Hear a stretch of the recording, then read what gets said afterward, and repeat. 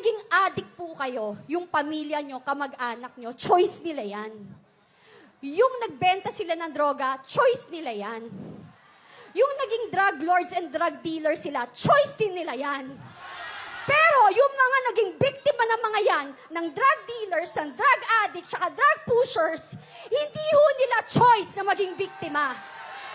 So please, tigilan nyo kami. If you want, pag-usapan natin ng human rights, mas ipaglaban nyo ang 2 taong ginahasa, 5 taong ginahasa, lolang ginahasa, ang pinatay na mawalang kamalay-malay, yun ang ipaglaban nyo.